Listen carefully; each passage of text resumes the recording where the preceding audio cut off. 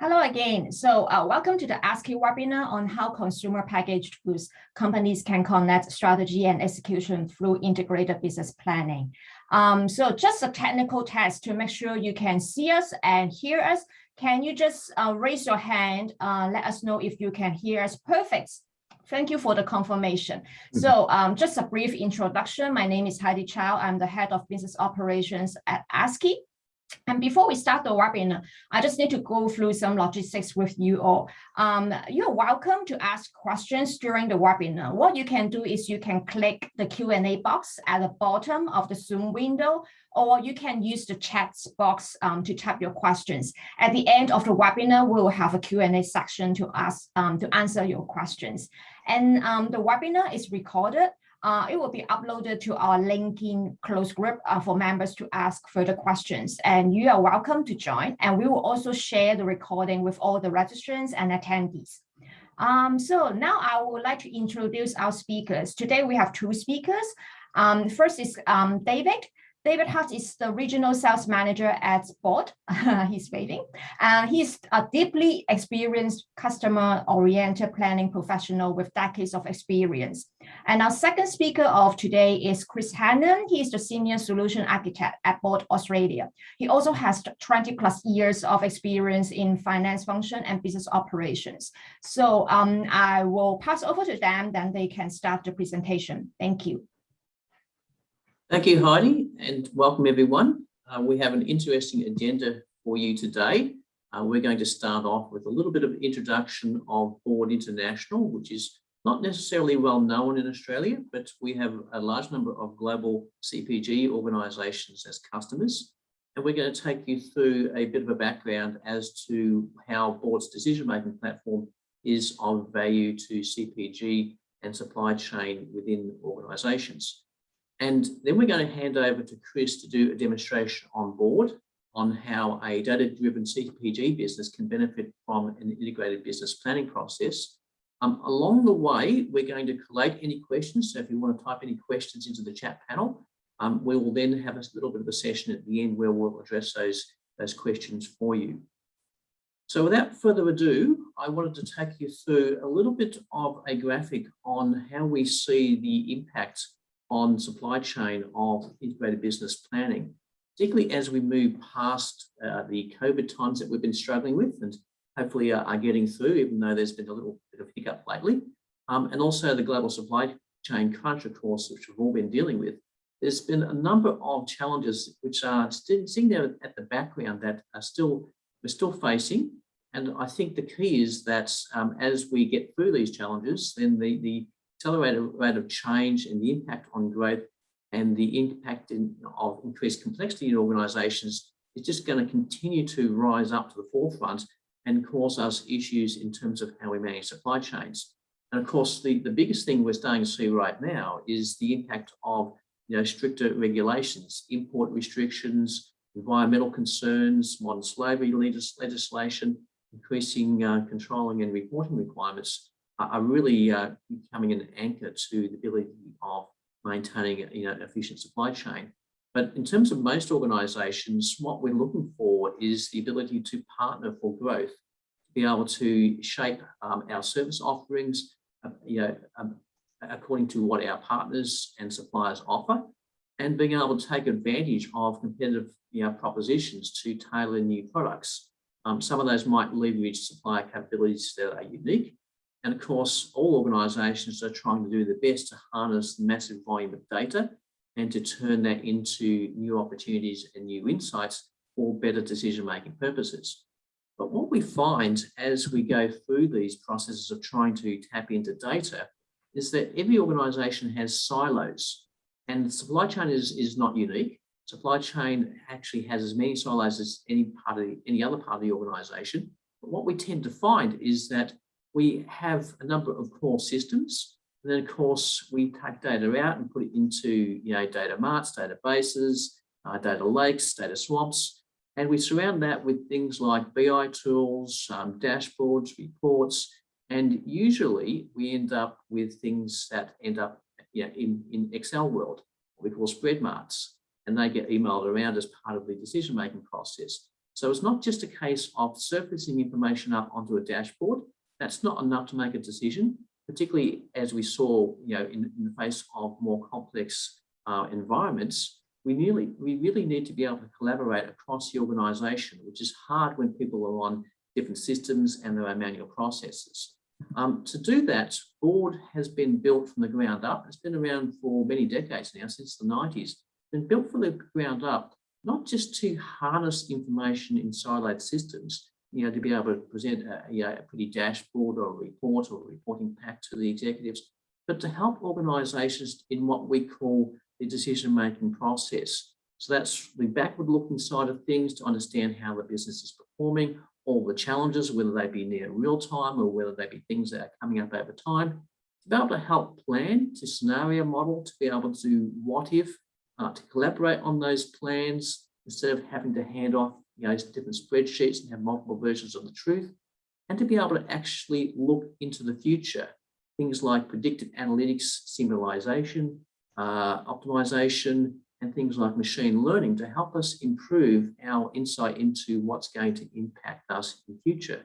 So having all of that in the one platform, which is what Board offers, this is a platform that has been built from the ground up, rather than technology that has been compiled together.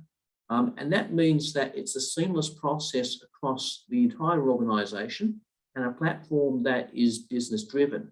That means things like zero code, and that business people can make the changes that they need rather than relying on technical consultants and third-party people to come in there, which tends to drive people back to spreadsheets. So that's the Board platform, which you'll see in a moment. But what we're finding is that using the Board platform for an initiative like integrated business planning lends itself to a lot of, I guess you can call it, potential in the organisation to align the silos, so that down at the bottom where we're trying to balance supply and demand with things like inventory and supply plans, then we can also have an understanding of how our plans can be both effective and profitable, and how strategic plans can be driven down the organisation to make sure that all the different levels are aligned. So it's not a case of different silos and trying to co-opt the bottom-up plan with the strategic plan coming top-down, being able to see the impact of any change, and of course the impact of all of our scenario and what-if modelling, all in the same technology. So what that means is that an organisation cannot just look to the future about what their aspirations are going to be, but drive those plans down into something that is executable and is ingrained into all the decision making that is being made in the organisation every day. Looking at this another way is an interesting graphic. In this particular situation, we have the organisational benefit on the horizontal scale at the bottom, and on the left-hand side, we have the planning maturity in an organisation. And as you can see, just applying technology only gets you so far. So in fact, you could argue you almost go backwards before you go forwards. So it's not just a case of putting in a planning system or model planning systems. It's a case of actually changing the process, increasing the collaboration, and aligning the organisation. That's what gets the biggest benefits in an organisation when they go down through the integrated business planning process and align things like supply chain with the rest of the organisation. I want to pause for a second and just highlight a couple of our global customers and local customers in the CPG industry and how they benefit from using Board. In just flashing up a few names here, Coca-Cola European Partners is an organisation using Board extensively across the supply chain, everything from production, manufacturing, through to delivery for 11 countries worldwide, right across their warehousing, logistics and delivery operations. Also, a couple of other global companies, L'Oreal, integrated budgeting, forecasting, all across sales, marketing and finance. Another CPG company in the US, Starkist, right across the sales and operation planning. Another food and beverage company, Lindt, global chocolate manufacturer, integrated sales, budgeting, forecasting and reporting. And Pepsi Bottling Ventures, the largest Pepsi bottler in North America, use Board for comprehensive planning, analysis, scenario modelling. Locally here in Australia, we have Spirit's platform, who are living the dream with integrated business planning right across every facet of their organisation. Obviously, a local beverage distribution and wholesale operation with a lot of import and warehousing demands. So I guess at this point, you're probably intrigued and you want to know more. And to do that, I'm going to hand over to my colleague, Chris, to do a demonstration of board. And as a reminder, we'll take questions through the chat panel and address as many of those as possible at the end. So with no further ado, I'll hand over to Chris and stop sharing.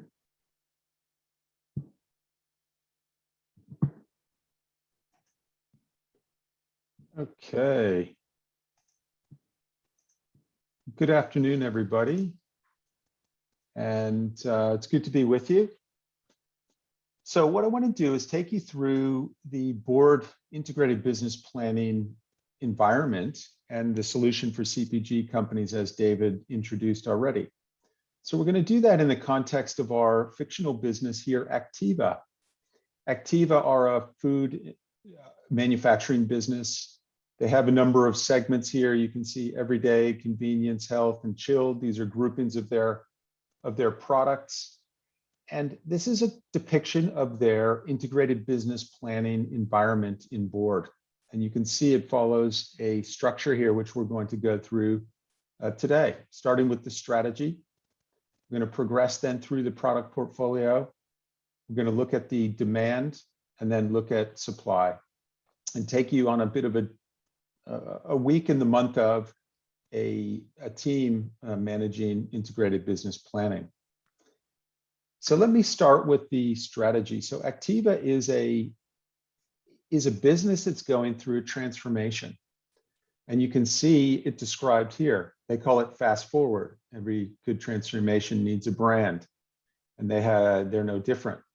And you can see the targets that were set for the transformation around sales growth, around margin, around return on invested capital, and very importantly, the pillars of that strategy. So how they're going to actually achieve that targeted improvement.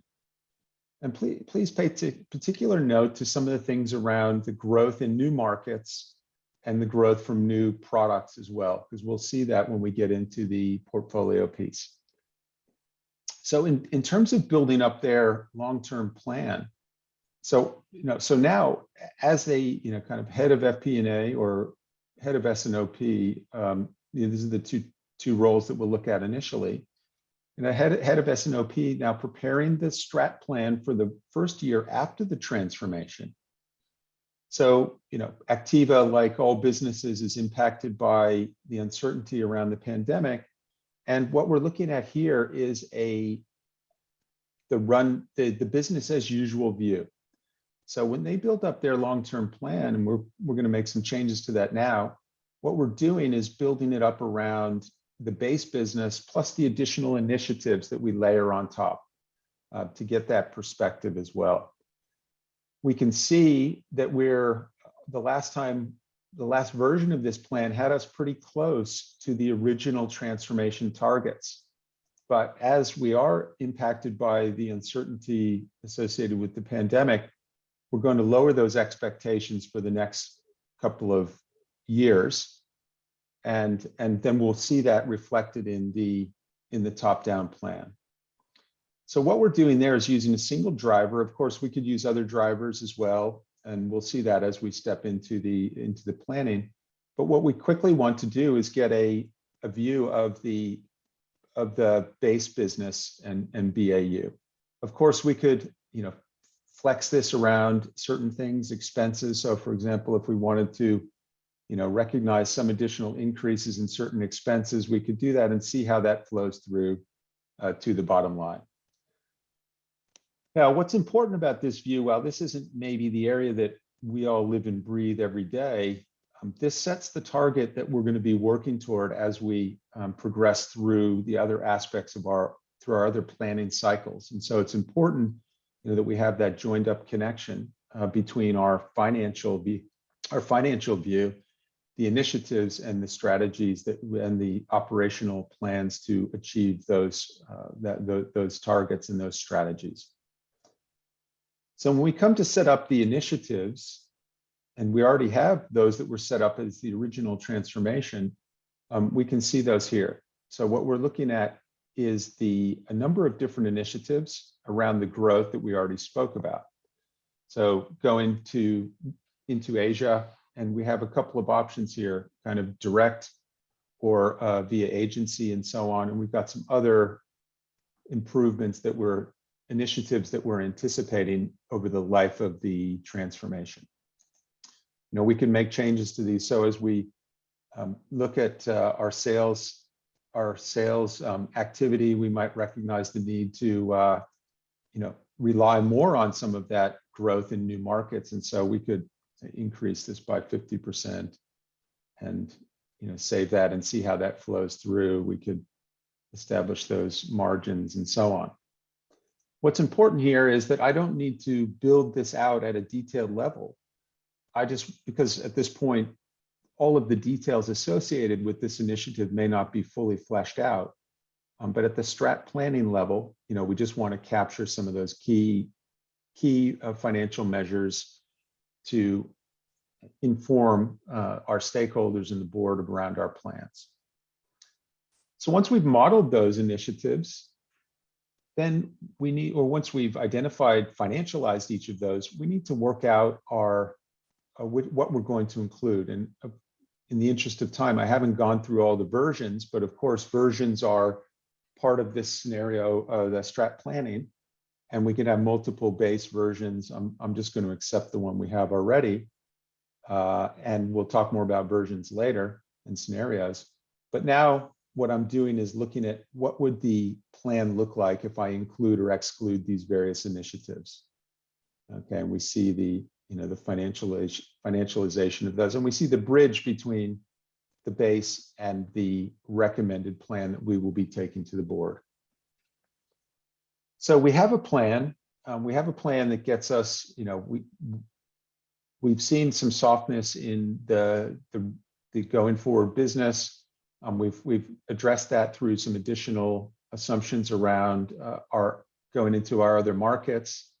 Let's just recap again on those pillars before we step into the portfolio management view. So again, focusing on revenue growth in new markets, among other things, as well as the focus on new products. So I'm going to change hats now and going to step into the product portfolio area we will now look at this from a couple of perspectives. First, from the S&OP manager, who wants to get an understanding of the overall performance of the business at the beginning of the planning cycle. So we can see that overall it was a good month. We were on budget. We can see volume was up, but the mix was unfavorable. Discounts were not a huge impact. And so we've got that kind of financial perspective. We can also see from a volume perspective that, again, it was as we said, it was a good month from a volume point of view. And this is our kind of on a page view across all our cuts of our business. I'm drawn to a few things. I can see that geographically, there's a number of different stories around who's been in lockdown when. And you can see Victoria's in this Activa example is experiencing some issues at the moment, but year to date is doing quite well, whereas the other states have kind of had the opposite experience. From my business unit's point of view, I can see year to date that we're doing fairly well across some segments, but not as well across others. And particularly the chilled segment has been performing very poorly of late. So let's drill into that and see at a brand level whether this story adds anything to our understanding. And it does, because we can see at a brand level, it's not the overall category. It's actually one particular brand that's having issues. And if we go down in the material level to the item level, we can see that is reflected quite heavily across the whole brand. So there's clearly some support that's needed for that brand, or something that we'll have to dig into further. So that gives us a quick understanding of the sales performance. Now I want to look at things from the point of view of the head of portfolio.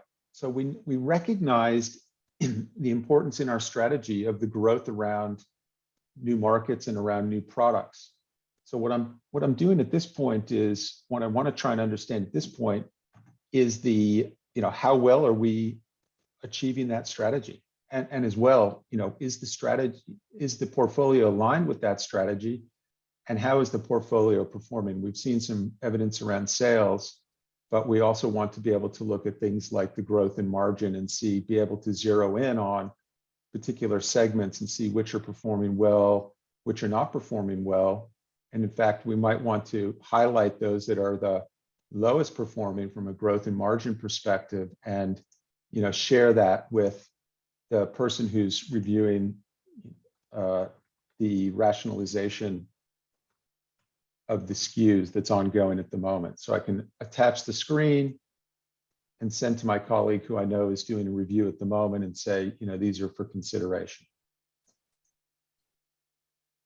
As well, we want to talk about the alignment and check the alignment. So what we can see here is a view of across existing products and existing markets.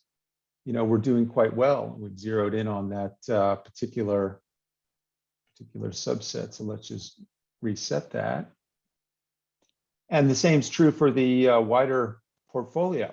Our core business is up on budget, up on prior year, and is doing quite well. New markets, we've also done quite a good job in the new markets.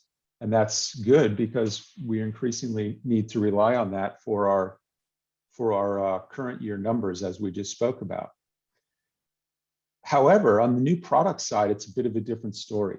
Now, we had underinvested in new products, and a big part of this strategy was to focus more heavily on new products, but we can see that to date, we haven't done as well on the new product side, either in existing or in new markets where we were expecting to be.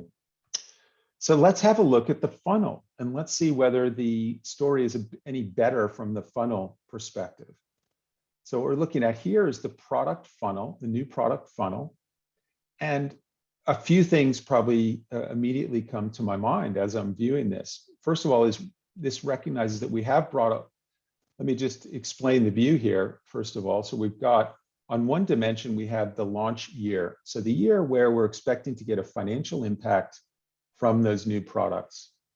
On the other dimension, we have the stage that project is in. Okay, and what we see here is there's not a lot we can do about the current year.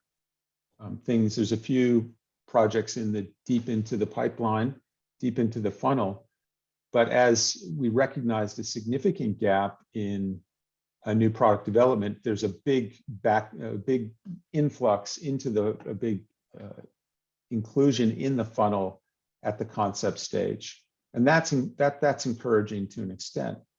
However, we can also see, though, when we look at the funnel, we recognize that it's a funnel, it's not a tunnel. So we're going to lose a certain number of projects. We're going to kill a certain percentage at each stage. So we know how much each of these is going to contribute, at least at the business case level. We need to see more coming through, or more higher impact and new products, because when we do the weighted contribution to the plan based on the kill rates and so on, we're below target both for FY22 and FY23. So we need to bring some more new products into the pipeline. So let's do that. And let me switch over to looking at the perspective of one of the new NPD managers. So Stefan here is looking after, well, first of all, we have a few NPD managers, and we can see that each one has the projects they're responsible for is filtered down for them. And this is where, as the NPD manager, I can manage my responsibilities directly within board. And there's a few things we'll talk about. We'll talk about managing the inputs around a new product. We'll talk about input into the stage gate process. We'll talk about the similarity analysis, although we'll defer the discussion of the volume forecast until we get to the demand piece, because the concepts are very similar there. So I've got a number, as Stefan, I've got a number of products that are in different stages of development. So let's first talk about the light ice cream. Bear with me a moment.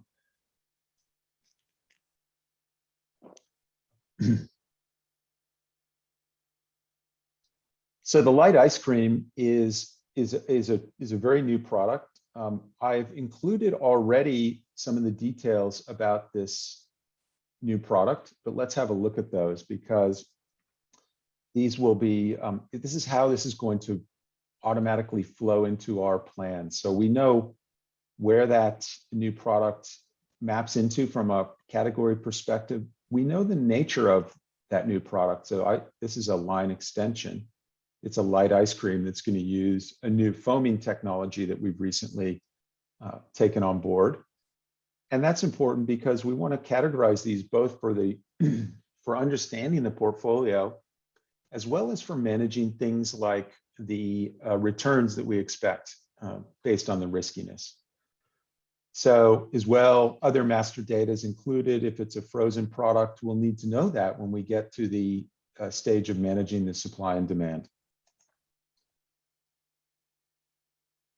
I've already included the financial assumptions here, and I'm not going to go into great details about that, but this is the business case perspective that includes both subjective criteria and financial criteria that the portfolio team will use, and the portfolio review will consider as part of approving this project to be initiated and then to progress through different stages.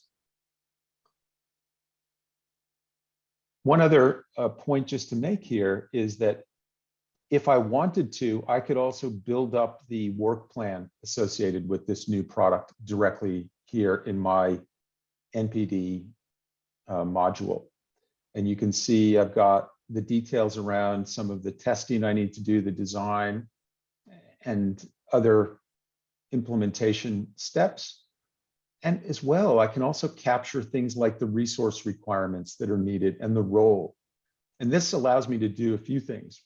One is to better manage the resources that are required across all of the products, as well take advantage of the fact that we know from our financial plans what the expected charge rate's likely to be for each of these roles.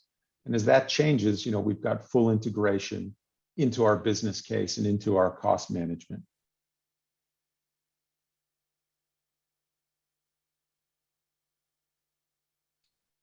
Excuse me. Okay, so the next area that I need to manage is the input into the stage gate process. So let's go and talk about that. So I've got another new product, this Finesse Planet Ice Cream, number 1. I'm seeking approval to move to stage 3, so to the configurations, to the building the prototype stage. And this is my environment where I provide those inputs. So I need to manage the finances. I've got my financial profile here, and I can update the costs. The actuals have come in from the system, but I'm expecting some improvement in terms of the forecast. And so I want to decrease that by 10% because I've managed to save some cost into the forecast, which is good because I'm already behind budget, or I'm going to exceed the budget, the original budget for this new product. And so anything can help. Issues and risks, I've already included these and I don't need to update these. And then additional narrative that I'll provide, I've included as well. And so I'll go ahead and submit that for approval. However, I need to include, there's certain documents that the portfolio team requires in order to complete the approval for this stage. So I'm required to include those before I go ahead and submit this for, let's just add that.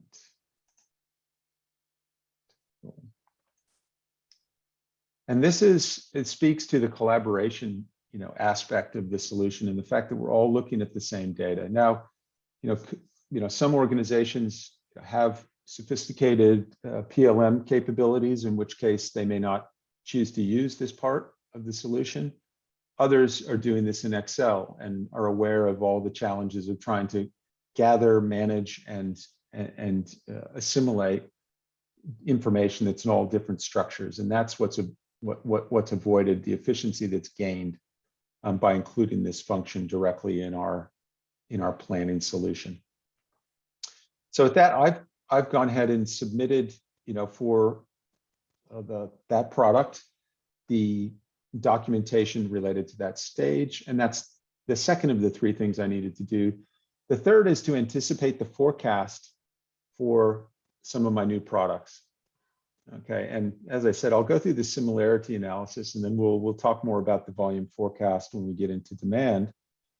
But what I'm doing here is setting for this new product, I'm setting some weightings that I want to use across different factors here, the price tier, so how premium or the product is, the demographic segment, so what part of the customer base I'm seeking to address, and I've identified all these associated with the new product I'm seeking to forecast, the occasion and the category, and of course these are all configurable, but these are the weightings that I've applied, and I want to then find out which products within our portfolio are most similar to that. Okay, and what I can see here is that there are a couple that are a perfect match, i.e. they align on all these product features, aspects. And so I can use that now for my forecast. So this would be the SKU that I use to do the demand forecast, and also will inform things like the likely growth path of that new product. And then this can be associated to the cannibalization as well. So the products that are most closely aligned most likely also are the ones that will be the most impacted from a cannibalization perspective. And so we'll incorporate that as well. So I'm going to progress to the demand view in a moment, but before I do that, I just want to step into back into the S&OP role for a moment and think about the problem window and how we might anticipate some issues that we have with capacity in various parts of our business. So in this case, what I'm looking at is a set of data, as the head of S&OP, the current forecast, and some of the issues that exist in our IBP planning environment, or some of the capacity issues that exist. And this is also where we can think about running scenarios. So in this case, that's what I want to do. So I want to go ahead and create another version of the data, essentially a copy. And I want to model some changes to help me prepare my response to these capacity issues that I've encountered. So I've now created a version of data. It's a complete copy. And I have my various risks and opportunities that I can model changes around. In this case, it's around NPD. So because we've got this utilization, overutilization of our R&D resources, I want to delay the launch of one of our products. Okay, so let's go to the good old finesse planet to ice cream.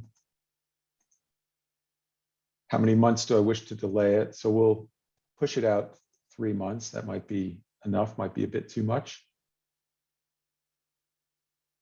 And lo and behold, you can see we've resolved that capacity issue there. We maybe have gone a bit too far because we still have a little bit of capacity.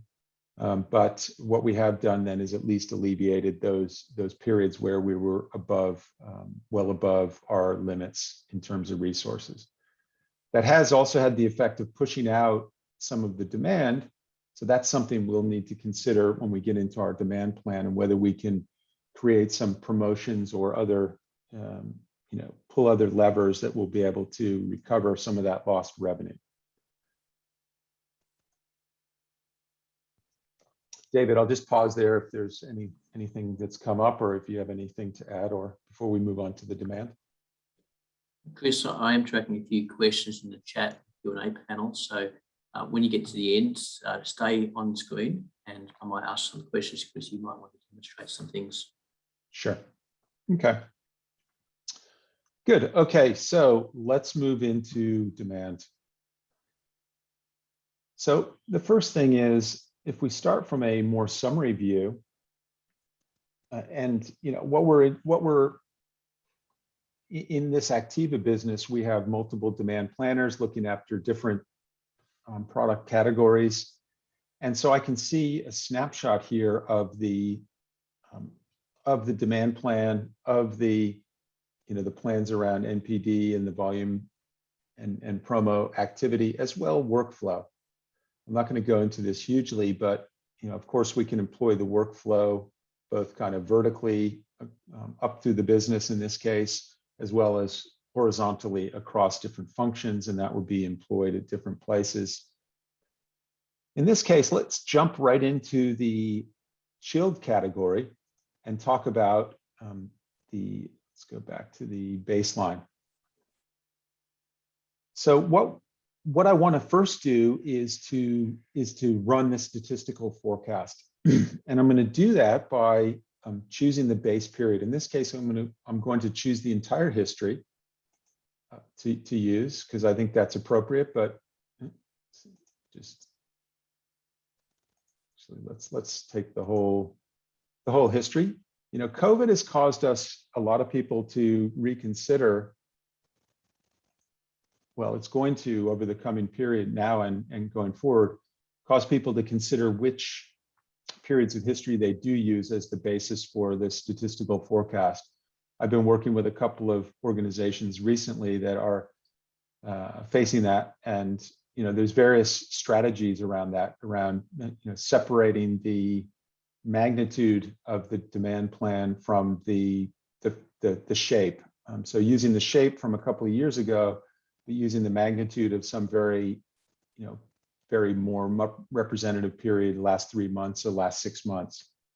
But in any case, we can choose the base period and we can adjust the base period. So board will identify the outliers automatically and remove those. But we can also go through, and if we knew that there was specific out of stock periods or other promotions that aren't captured in our calendar that need to be managed, we can manage that base period and then allow us to create a sensible statistical forecast. So board does have inherent statistical capabilities, which I'm utilizing here, and that is a time series forecast based on seasonality, based on any chosen variables, codependent variable, dependent variables, covariates. And we'll come on and talk about that in a moment when we talk about the promotions. So I've prepared the forecast, and what I want to understand is, how comfortable am I with that number? Now, I've already had the chance to adjust my base, and that's one way to gain confidence in the forecast. But there are others as well. So I could have visibility of the outliers that were identified. Now, these may be true outliers, in which case, board will ignore them, but they may also have been actually not outliers, but the result of some promotion or other influence on that data. And so that's where I would have the ability at the, the product and say customer level to identify those. Take the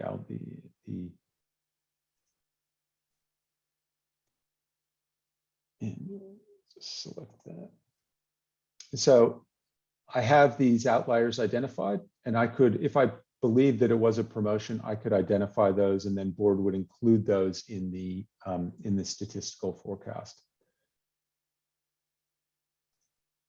I can also see the errors, and this is just one of a number of different possibilities, but this will give us some insight into the predictive power of the data set. Now, that's not necessarily the model itself. That's like how much capacity, how useful is the data from a predictive point of view. But we have these outputs, which again give us confidence in the resulting data. Let's keep going.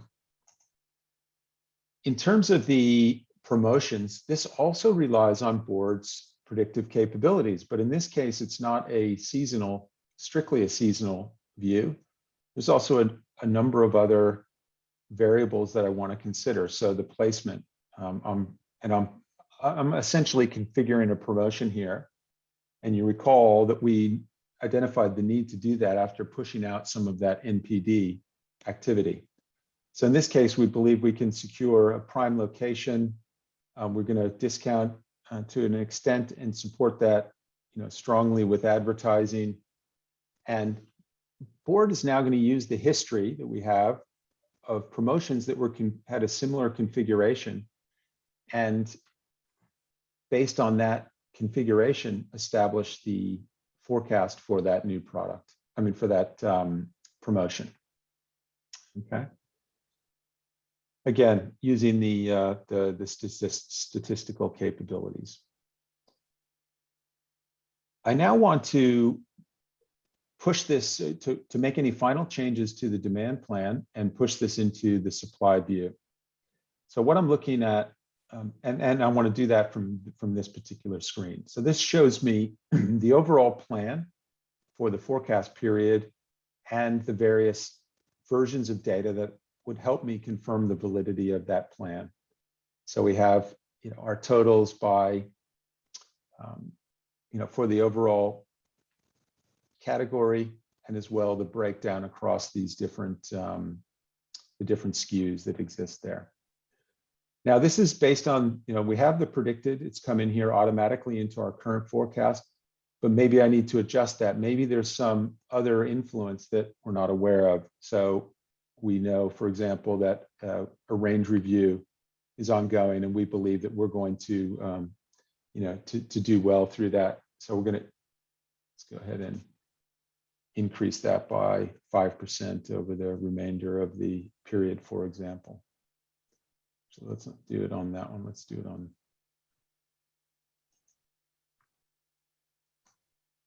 Okay. Now, best practice would say I don't adjust the number without adjusting the comment. So let's capture that comment, that the range review being undertaken at this point.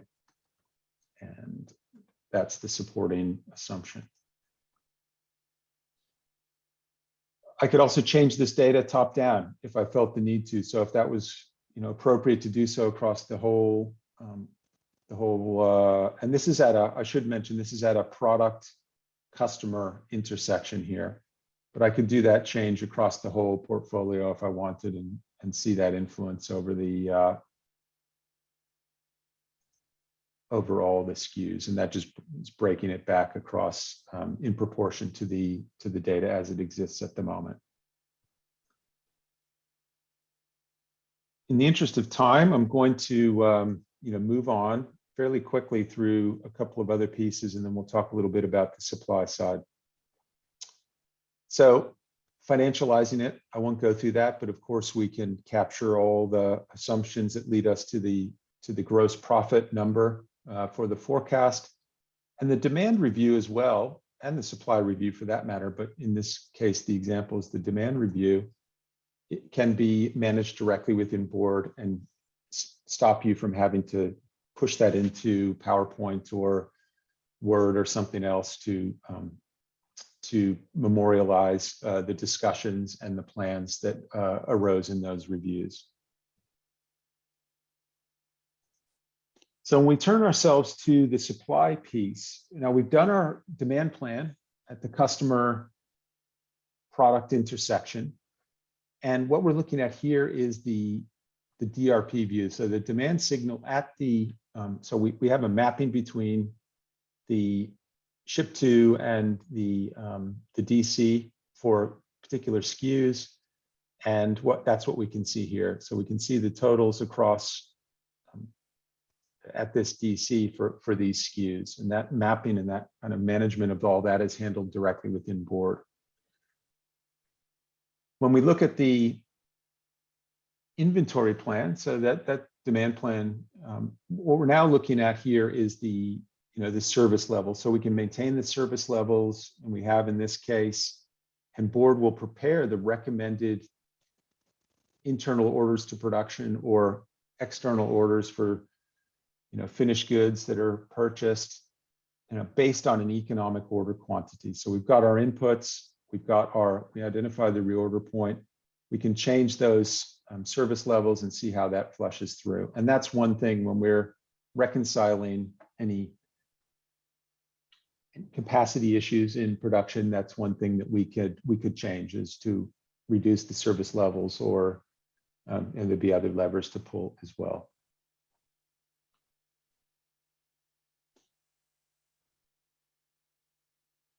So that's for at that supply location. Now with ice cream, it's a national production operation, and so all the orders across all DCs are flowing into this location. And this is when we're reviewing the overall capacity of that plant to fulfill the production. So we could drill down into this and let's see where those orders are coming from. So we've got that visibility. We can see those coming through from the various DCs. We can manage our assumptions around efficiency ratios, and where we have gaps, capacity issues. In this case, one of the mitigation ways of mitigating that is through extra labor. So run extra shifts. In this case, we have an extra manual packing option that we can employ, and that brings these into balance.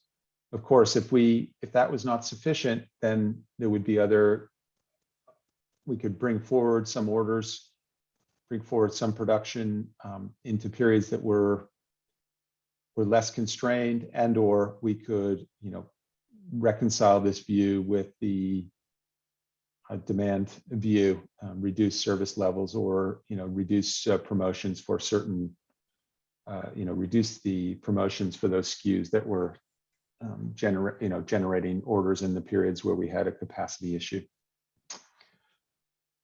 Okay, I better move it to questions at this point, as we're at 10 to the hour.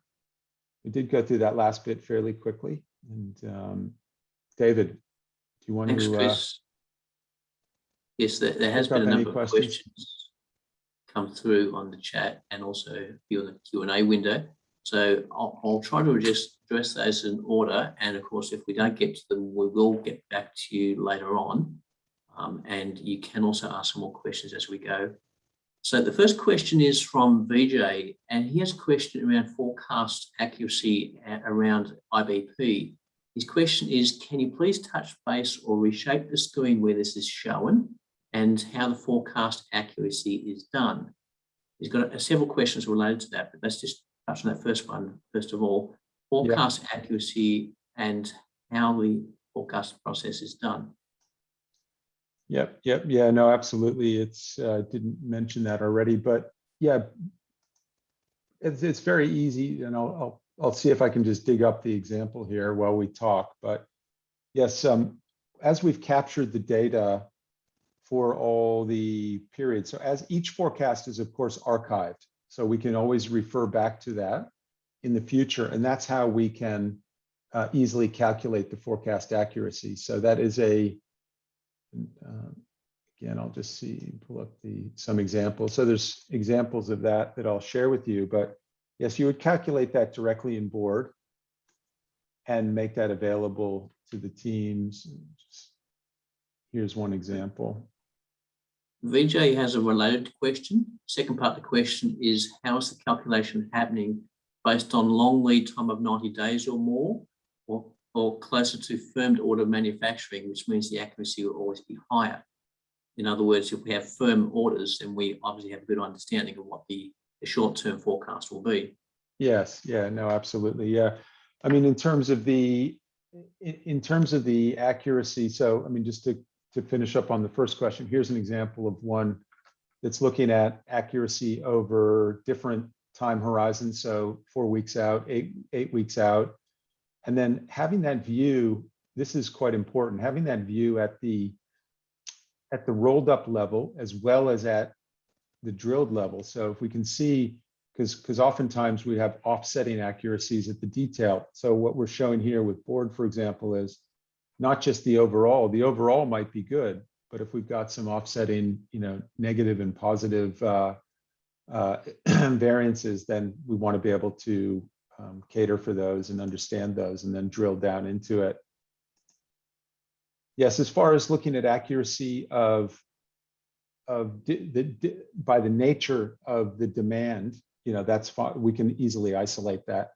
And in the inventory plan itself as well, we can identify near-term committed orders to specific customers and as well the planned receipts. So it's just a matter of isolating that data, and as long as it can be isolated, it can be tracked. Another nuance to BJ's question is with how the lead time may affect the forecast. So if you have a long lead time of 90 days or more, yeah, that impact. Yeah. No, I mean, again, if the lead time is master data, so again, this can be grouped by lead times and understood as a league table rather than as a comparing across different diverse products. Yeah. The third question from BJ is, does board automatically select the forecast for each part or manually to be selected by the demand planner?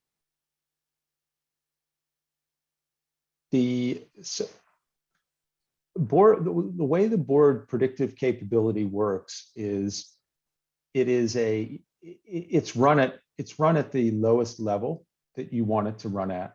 And so board will then run a number of curves over the history period, determine which has the most accurate, the most predictive power, and use that to generate the forecast. So it's a competition model.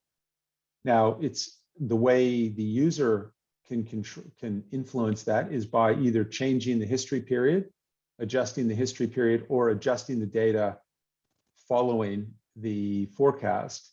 So it's adjusting it post the forecast. That's really the way it works. Thank you. Another question has come through from Klaus. Klaus says, looks like a fairly complex data-driven system.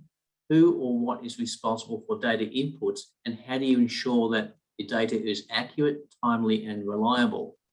How much management time is spent overseeing data input and analyzing data? In other words, how do you ensure that valuable management time is used effectively and efficiently? I think that's exactly why people implement systems like these, because the time that's spent to do it, outside of board is far greater, and the amount of management time that is required is far greater when it's not managed in board, as opposed to, if it's managed in Excel, for example. So I guess the other side of the point of the question is what is required? Well, you need to have your master data. And you need to, and where that master data doesn't exist in the source, it can be supplemented in board. It's not a complex system. It's a sophisticated system, but it's ultimately very simple. There's no coding. It's all kind of drag and drop. It allows people who understand their business to easily model their business. But it does, I'd say that it actually reduces the amount of management time as opposed to increases it.